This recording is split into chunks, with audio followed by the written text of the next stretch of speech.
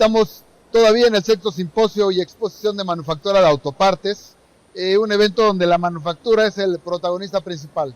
Dentro de las pláticas que hemos tenido enfocadas a la manufactura avanzada, conversaciones como la industria 4.0, las plantas o las industrias digitales, hay un tema particular que es el aligeramiento de los vehículos, y para eso se necesitan nuevos materiales y obviamente nuevos procesos de producción y nuevas herramientas para estos procesos. Para ello está aquí con nosotros Miguel Garzón. Él es director de la empresa PM Tech, y una empresa enfocada a consultoría, una empresa de ingeniería que está precisamente estudiando todas estas nuevas alternativas para la manufactura de componentes, de los nuevos componentes de los nuevos automóviles. Miguel, muchísimas gracias por estar aquí en este evento con nosotros. Muchísimas gracias, David, a ti por la oportunidad de estar aquí en el evento, un evento de tan gran magnitud para la industria latinoamericana. Me parece una oportunidad muy interesante. Muchas gracias. Gracias, Miguel. Tú desde tus oficinas, desde tus laboratorios en Bogotá, has seguido estas nuevas tendencias de la manufactura, concretamente la manufactura automotriz, y has estudiado muy de cerca estos nuevos retos en cuanto al desarrollo de nuevas tecnologías para poder maquinar o para poder manufacturar nuevos componentes en la industria automotriz, sí, con nuevos materiales que se están utilizando principalmente para el aligeramiento y nuevas geometrías. Háblanos sobre cuáles son principalmente estas tendencias, Miguel. Sí, David, bueno, lo que se puede decir es, hay una tendencia mundial, como todos lo conocemos, a que las componentes de los automóviles no solo sean más ligeros, sino que yo pueda tener una mayor confiabilidad de los componentes. Los automóviles cada vez tienen más restricciones en cuanto a su capacidad de, digamos, de ofrecer seguridad a sus pasajeros, ¿sí? Y eso ha puesto una gran presión sobre los fabricantes automotrices, debido a que en lugar de bajar peso con cada modelo, debido a todas estas nuevas regulaciones, el peso de los vehículos en una tendencia normal debería empezar a subir. Ajá. Pero lo que se ha logrado es unir una cantidad de posibilidades que existen y que antes estaban muy separadas, que es diseño o aplicación de aleaciones muy ligeras con una nueva capacidad de cómputo, ¿sí?, para poder lograr diseños, digamos, que permitan tener una mucha menor cantidad de masa en una pieza y que resista o resiste más o igual que una anterior. Y diseños que antes era imposible pensar que se podían fabricar, ¿no? Exacto, exacto. Para esto hay tecnologías como la manufactura aditiva, por ejemplo, claro, y nuevos materiales como el magnesio, de lo exacto, que tú ya hablaste durante tu conferencia. Háblanos, por ejemplo, de la colada continua para sí, componentes de magnesio. Claro. El magnesio no es un material que sea nuevo para la industria automotriz. En realidad el magnesio se viene usando hace 50, 60 exacto, años, pero se ha venido usando como un material para fundición. Ahí es donde hemos visto desarrollos en magnesio para bloques de motores, para carcasas de cajas de cambio, etcétera, para muchas otras piezas.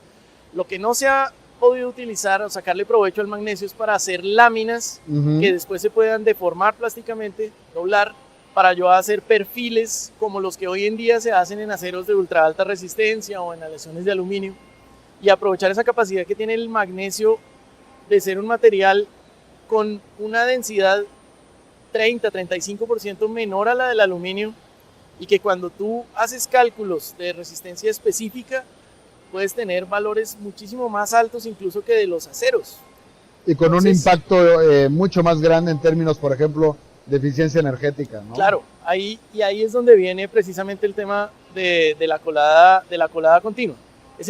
Se ha venido desarrollando porque normalmente no se utilizaba el magnesio para hacer láminas, debido a que tú tenías que estar haciendo un proceso de laminado, después otra vez recocido, otro laminado, otro recocido, para poder tener una lámina de buenas propiedades. Pero eso era energéticamente muy costoso y eso era lo que lo sacaba de la ecuación. Entonces, hoy en día un proceso de colada continua, bien controlado metalúrgicamente, te permite a ti tener un material con muy buenas propiedades en todas las direcciones, ¿sí? Que puede llegar a ser, o es hoy en día, utilizado para hacer perfiles de formas muy complejas. Ya puede llegar a tener esa ductilidad que antes, digamos, el material digamos, inicial no lo permitía, ¿sí? Y son otras alternativas. También claro, hablabas de cómo la manufactura aditiva está permitiendo enfrentar otro tipo de retos, como nuevas topologías más orgánicas, ¿no? Es decir, correcto. ya no son barras, sino son más como los propios huesos del ser humano, que son más eficientes en su estructura interna. ¿Cómo se está evolucionando a ese punto, Miguel? Sí, bueno, hay dos aspectos bien interesantes que hay que tener en cuenta. Uno es precisamente lo que te comentaba al comienzo, que es la capacidad de cómputo hoy en día permite hacer cálculos mucho más complejos más rápido. Ajá.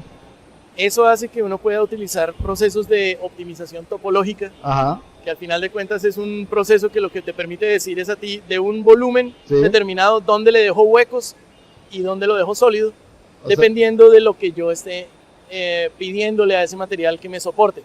Se vuelven componentes más eficientes en cuanto a... Entonces empieza a generarse un proceso en el que la masa se distribuye no como uno, digamos, la lógica se lo dice, sino como realmente es más eficiente para ciertas condiciones. Y así ha hecho la naturaleza, y digamos que hemos empezado a entender esos procesos matemáticos que están detrás de la evolución de millones de años. Muy dentro de nosotros, ¿no? y que ya se pueden empezar a fabricar. La optimización topológica no es que exista desde hace poco tiempo, en realidad existe también hace 50, 60, 70 años, pero los resultados que podía llegar a dar eran piezas limitados, que no se podían hacer. Claro. Pero hoy en día la manufactura aditiva permite capa a capa ir fabricando piezas que tienen geometrías que no son pues, fabricables por un proceso de manufactura tradicional. Y entre estos términos, manufactura avanzada, nuevas tecnologías digitales, ¿qué es lo que realmente está al alcance y qué es todavía como rocket science? No, ya la manufactura aditiva ya está al alcance de la industria. En efecto, ya las digamos, empresas grandes de piezas, por ejemplo, aeronáuticas, fabricantes de turbinas, ya tienen partes hechas con manufactura aditiva, incluso con desarrollos de aligeramiento por optimización topológica, volando en turbinas que están hoy en día. Es decir, estos desarrollos ya vienen haciéndose desde hace bastantes años y ya le pueden permitir a la gente, a las industrias del día a día, utilizar esta tecnología. Obviamente lo que nosotros tenemos que tener en cuenta es que la manufactura aditiva todavía no es un proceso como lo quieren, digamos, mostrar de vez en cuando, como un proceso que va a reemplazar a los otros procesos de manufactura. Es un proceso complementario. Es un proceso complementario, ¿sí? Ahora podemos tener piezas cuya geometría no se podía fabricar antes, pero a estas piezas todavía hay que hacerles, por ejemplo, un acabado superficial, un tratamiento térmico. Que es un lugar común, ¿no? Muchas veces estas nuevas tecnologías se ven como sustitutas, pero en realidad están siendo complementarias y haciendo una manufactura mucho más viable con mayores alcances y sobre todo que nos facilitan mucho la producción de componentes, en este caso automotrices, y de mejor calidad y con mayores digamos, rendimiento y cumpliendo objetivos, ¿no? Como tú lo dices, la eficiencia energética, nuevas geometrías, etcétera. Un mensaje final, Miguel, que tú quisieras dejar con la audiencia del simposio de manufactura de autopartes.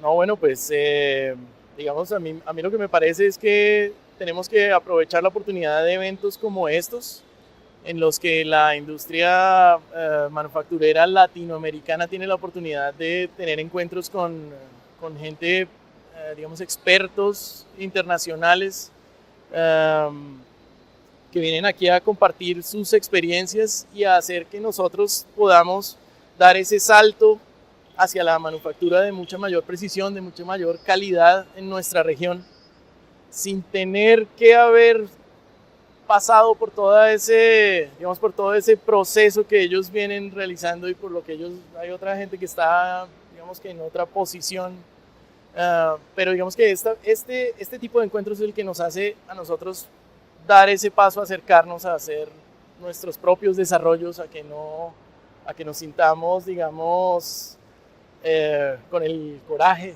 yo lo diría así, de en Latinoamérica pues hacer desarrollos nuevos y que nosotros dentro de poco tiempo seamos los que vamos allá a contarles. Oye, pues muchísimas gracias, Miguel, por este mensaje, por tu conferencia. Y pues bueno, seguimos en este sexto simposio de manufactura de autopartes. Sigan pendientes, tenemos muchos temas todavía en torno a la manufactura avanzada. Muchas gracias, David. Gracias, muy amable. Hasta luego. Gracias.